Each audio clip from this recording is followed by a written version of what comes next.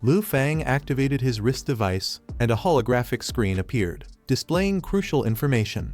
His eyes focused as he read through it, realizing he had just unlocked the power of the dragon domain, a field expanding 100 meters around him.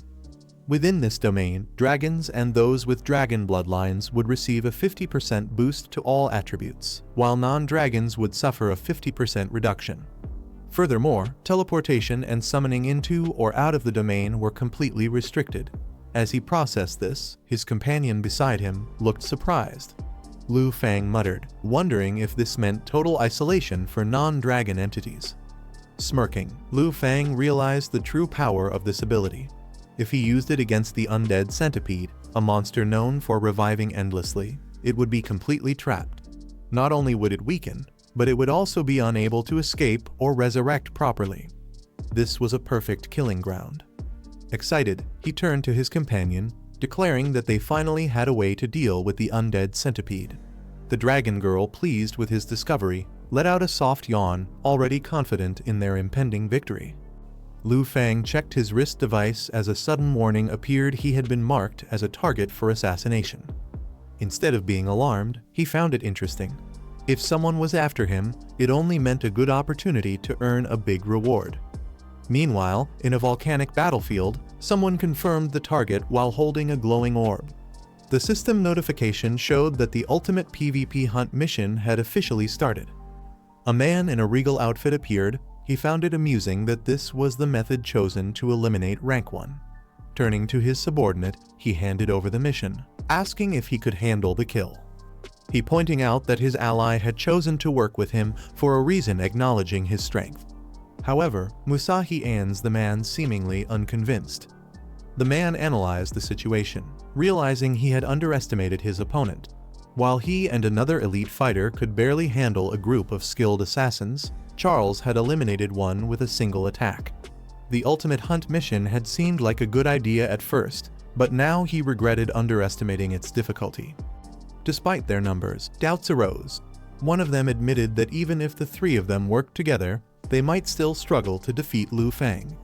After all, Lu Fang had already subdued the 9 Realms demons and the Heavenly Army, proving his overwhelming strength in past battles. The man smirked at their concerns. He wasn't impressed by Lu Fang's achievements. He believed he could do the same. However, such accomplishments weren't purely due to personal strength, but rather by leveraging external power. Holding a glowing orb, he suggested that he, too, could command great forces. The man was caught off guard by the mention of external power. He hadn't considered that Lu Fang's strength might not be purely his own. The man smirked, teasing Musahi and the man. They had always been curious about how Lu Fang managed to exploit loopholes and farm massive rewards from the 9 Realms demon faction. He promised them an answer, but only in 3 minutes. Meanwhile, at the Trial Arena Control Center, operators monitoring the system had noticed something odd. A higher-up had gone silent after sending a final transmission, cutting off all contact. One agent nervously speculated whether they were about to be fired, but another dismissed it, suggesting that their superior might have simply taken matters into his own hands. At the Trial Arena Control Center, one of them reminded his colleague that their job was simply to monitor Lu Fang, not to interfere. Before the conversation could continue, something felt off. A sudden shadow moved behind them. One agent barely had time to react before a blade pierced his back, his attacker whispering coldly in his ear. Panic set in as the wounded agent struggled, his voice muffled before he was completely silenced. His partner, still unaware of the danger, turned around only to find him collapsed on the floor, gasping for air. Confused and alarmed, the remaining agent took a step back, realizing too late that something had infiltrated their secure facility. The remaining agent barely had time to react before a cold blade pressed against his throat. A whisper warned him to stay quiet unless he wanted a painful death. His body stiffened as he realized the control center had been infiltrated. Fear took over as he tried to speak. His attacker, a masked assassin with glowing red eyes, grinned sadistically. In a swift motion, the assassin silenced another target, efficiently taking out anyone in the way. Elsewhere in the room, another agent frantically worked on the system, asking if the task was nearly complete. A voice responded, telling them to relax. Everything was going according to plan. The 3-minute countdown was almost over, and soon, the real chaos would begin. The assassin confidently declared that her family never fails a mission as she severed the final control cables, ensuring the infiltration was a complete success. Meanwhile, chaos erupted in the live broadcast arena. The screens suddenly went dark, cutting off the event. The organizers scrambled, trying to cover it up as a technical issue, but the audience wasn't buying it.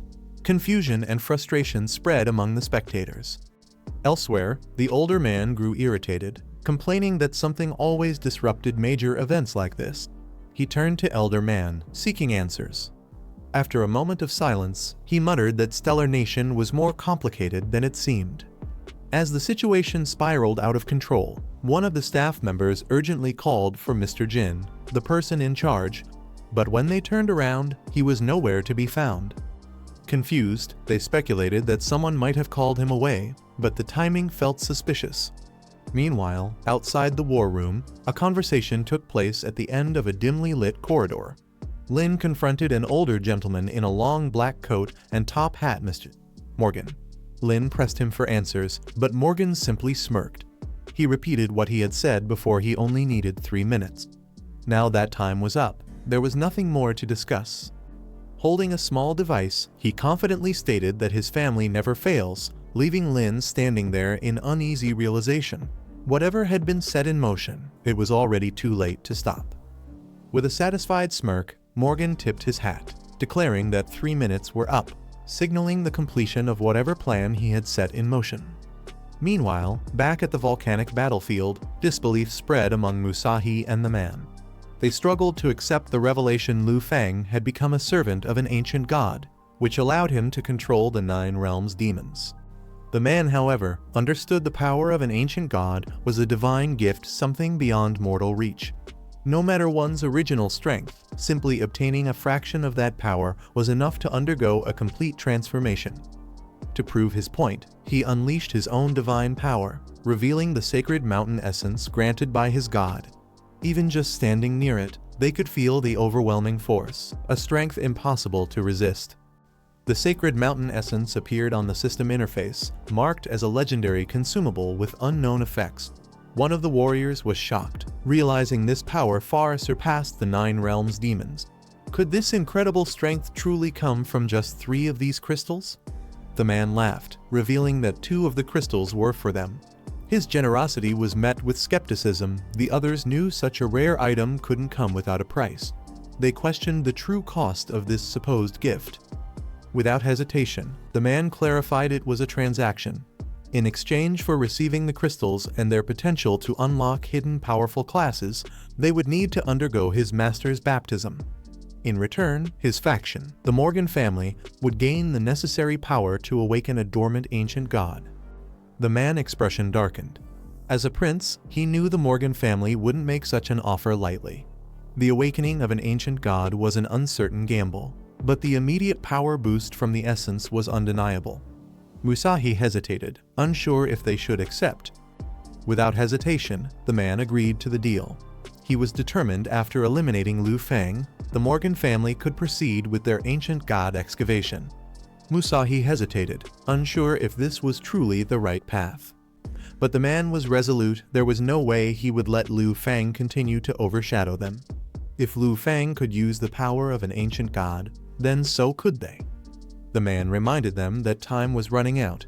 Soon, others would notice their secret meeting, and their chance to seize this opportunity would be gone. After a brief moment of contemplation, Musahi finally agreed. He accepted the trade, knowing that resistance was futile. The man smirked, satisfied with the outcome. The deal was sealed. The man assuring them that the more they embraced this transformation, the stronger his master would make them. He had no doubts power was theirs for the taking. As the deal was sealed, he revealed the final piece of the sacred mountain essence, stating that this one was specifically prepared for Lu Fang.